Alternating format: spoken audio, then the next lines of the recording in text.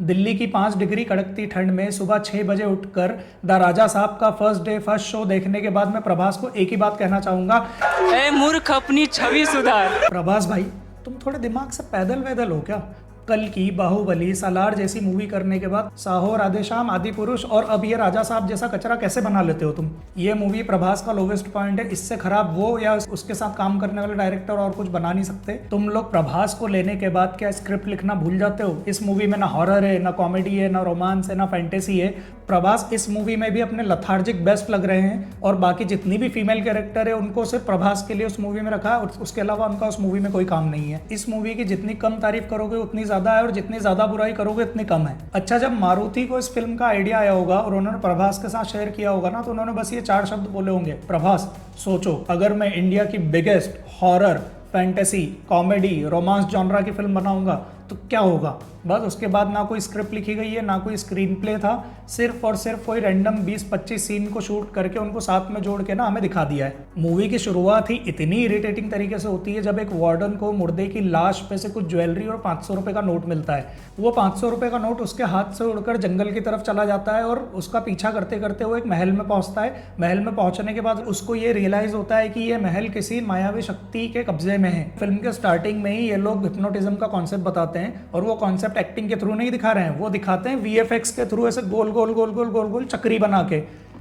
अरे भाई, उसके बाद जब प्रभास के कैरेक्टर की एंट्री होती है तो प्रभास ने अपने मुंह पे कपड़ा बांध रखा है, चश्मा पहन रखा है। Let me show you. Prabhas की एंट्री होती है इस लुक में जहाँ वो मुंह पे रुमाल और चश्मा पहन के एक जगह बस बैठा हुआ है और पास में किसी एक लड़की को एक जब गुंडा छेड़ता है तो इन्हें वो बात दिख जाती है। कहानी में वैसे है तो नहीं कुछ, फिर भी मैं कोशिश करता हूँ कि आपको थोड़ी सी कहानी बता दूं। प्रभास अपनी दादी के साथ किसी एक रैंडम विलेज में रहता है जहाँ पे पूरे मोहल्ले की लड़कियाँ उसके ऊपर फिदा है और उसकी दादी अपने पति को 30-35 साल से ढूंढ रही है और उसकी दादी को अल्जाइमर की बीमारी भी है। प्रभास को अगेन एक रैंडम इन्फॉर्मेशन के थ्रू क्लू मिलता है अपने दादाजी का। वो अपना बैग उठाता है, चल देता है अपने दादाजी को ढूंढने 5 लाख रुपए लेके। वो 5 लाख रुपए किसी पुलिस वाले को देता है अपने दादाजी को ढूंढने। वो सीन उसके बाद मूवी में कभी नहीं आता। उसके बाद प्रभास जो अपने दादाजी को शहर में ढूंढने आया है वो किसी रैंडम ऑटो रिक्शा राइड के थ्रू किसी नन को देख लेता है और उसको इमीडिएटली उससे प्यार हो जाता है और वो उसके पीछे पीछे चर्च तक भी पहुंच जाता है। चर्च में एंटर करने के बाद प्रभास एक बच्ची के साथ बैठता है, वो बच्ची उसकी हेल्प कर देती है आई लव यू बोलने में। उसके बाद उसे पता लगता है कि बच्ची को कैंसर है। प्रभास जो 5 लाख रुपए गांव से लेके आया था वो 3 लाख रुपए बच्ची के इलाज के लिए दे देता है। अभी तक भी कोई प्लॉट स्टार्ट नहीं हुआ है या प्लॉट डेवलपमेंट के थ्रू चीजें रिवील नहीं हो रही है। फिर उसके बाद 2-3 लोगों के साथ लफंडरबाजी करते करते ये लोग टाइम पास करते रहते हैं और फिर दादाजी को ढूंढने वाली बात तो कहीं और चली जाती है। प्रभास टाइम पास करते करते अपनी आशिकी करते रहता है। फिर एक और फीमेल एक्टर भैरवी की एंट्री हो जाती है, फिर वो दोनों मिलकर थोड़ी देर टाइम पास करते हैं। प्लॉट अभी हुआ नहीं है स्टार्ट, अपने दादाजी को ढूंढने निकला है प्रभास, पर अभी तक दादाजी को ढूंढने के लिए कोई एफर्ट नहीं लगाया उसने। और इस पर्टिकुलर पॉइंट तक ना कोई कॉमेडी हुई है, ना हॉरर हुआ है, ना फैंटेसी हुआ है, ना ही किसी भी तरह का जॉनरा है। फिल्म बस चल रही है, रैंडम थॉट से चल रही है।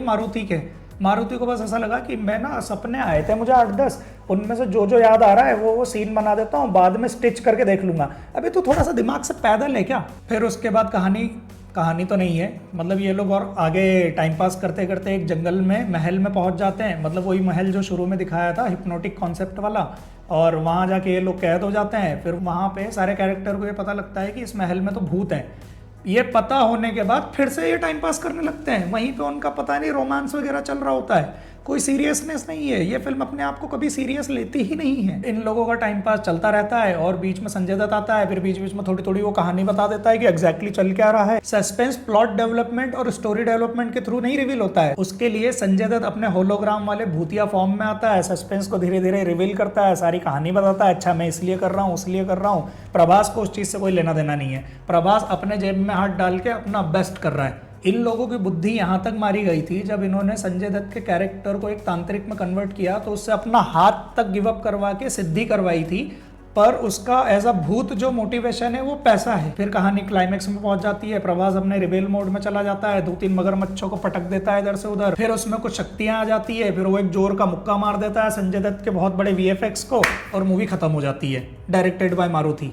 तुम थोड़े से पागल वागल हो क्या? इस मूवी का बजट 400 से 500 करोड़ रुपए है, उसमें से 200-250 करोड़ रुपए तो दे दिया होगा इन्होंने प्रभास को, बचे हुए पैसे बांट लिए होंगे आपस में बच्चे लोगों ने, और आखिरी में जो 5-10 रुपए बचे होंगे उन्होंने सोचा होगा अबे जेमिनी से वीएफएक्स बना के डाल देते हैं, क्या ही करना है, किसको पता लगना है। अगर मैं इस मूवी के वीएफएक्स की बात करूँ, मुझे नहीं लगता इन लोगों ने वीएफएक्स पे बहुत अच्छा काम किया है, और हो सकता है कि बहुत सारे शॉट्स एआई के थ्रू बना के और बस इसमें मूवी में इनपुट कर दिए हैं। बहुत सारी जगह ठीक से इन्होंने ग्रीन स्क्रीन को भी रिमूव नहीं किया है। एक और टेक्निकल प्रॉब्लम जो मूवी में थी वो था इसका बीजीएम। किसी किसी जगह पे इतना लाउड बीजीएम था कि आपको डायलॉग भी समझ नहीं आ रहे थे। चलो इस मूवी की स्टार कास्ट पे भी बात कर लूं, सबने एक से बढ़कर एक खराब काम किया है। प्रभास, संजय दत्त, बोमन ईरानी, जरीना वहाब, मालविका मोहनन, रिद्धि कुमार और निधि अग्रवाल। प्रभास को भी डायरेक्टर मारुति ने क्योंकि स्क्रिप्ट लिखकर तो दी नहीं थी, तो वो सेट पे आया, जेब में हाथ डाला, नींद निकाली अपनी, बीच बीच में शॉट्स दे दिए और मूवी को समहाउ कंप्लीट कर दिया। Being someone who like Baahubali and Salaar, मेरे लिए बहुत डिसअपॉइंटिंग है कि डायरेक्टर प्रभास के साथ किस तरह की मूवीज बना के प्रेजेंट कर रहे हैं। इस मूवी के डायरेक्टर राइटर मारुति हैं। वैसे तो उन्होंने कुछ लिखा नहीं है, क्योंकि अगर लिखा होता तो शायद फिल्म में दिखता, और डायरेक्ट क्या किया है वो भी मतलब मुझे तो नहीं समझ आया। आप लोग मुझे बताना कमेंट सेक्शन से। लास्ट में मैं बस यही कहूँगा, मूवी में ना कोई प्लॉट है, ना कोई स्क्रीन प्ले है, ना कोई स्टोरी है, ना ही कोई कॉस्ट्यूम की कंसिस्टेंसी है, ना कोई प्रॉप की कंसिस्टेंसी है।